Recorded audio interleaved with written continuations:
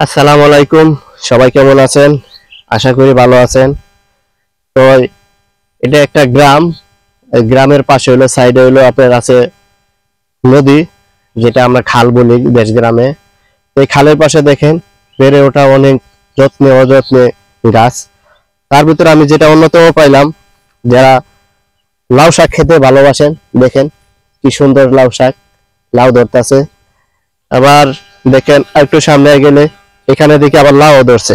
এই দেখুন কি সুন্দর সুন্দর লাউ, দেখছেন গাইস? আপনাদের যদি ভালো লাগে অবশ্যই গ্রামটা এসে দেখে যাবেন। আবার এখানে আছে কিছু দেখতে পাচ্ছি করলা গাছ।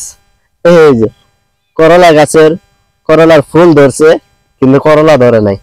ইনশাল্লাহ দেখতে পারবো আমরা খুঁজতে করলা, বা এই যে দেখতে পারলাম করলাও ধরছে।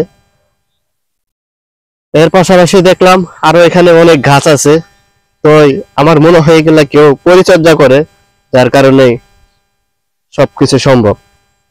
তো আপনারা চেষ্টা করবেন ইনশাল্লাহ এদিকে এসে ঘুরে যাওয়ার জন্য, তাহলে দেখবেন মন ভালো হয়ে যাবে।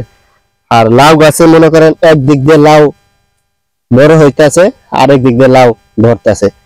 তাই এখানে আমার মনে হয় এটা 12 মাসি গাছ, তাই লাউ সবসময় পাওয়া যাবে। আরো সামনে যদি এগিয়ে যাই, এখানে একটা গাছ আছে, যে গাছের নাম আমি জানি না, কিন্তু গাছটা দেখতে অনেক সুন্দর। এটি কি কোনো ফলের গাছ কিনা এটা জানি না, কিন্তু গাছটা অনেক সুন্দর হয় দেখলাম।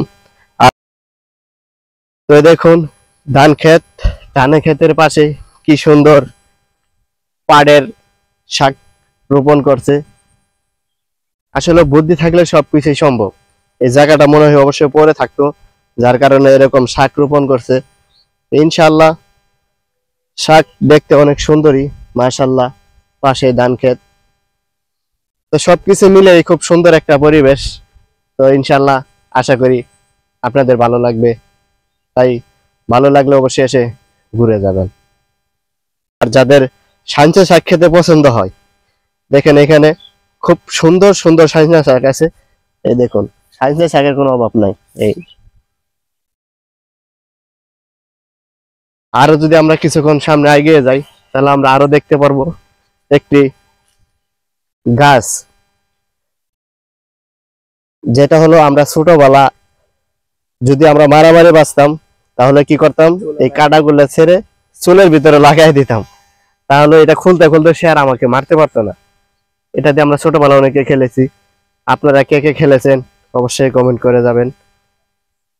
তো এই সব কিছু মিলাই যদি আপনাদের ভালো লাগে, তাহলে অবশ্যই একটা লাইক কমেন্ট করে যাবেন ইনশাল্লাহ।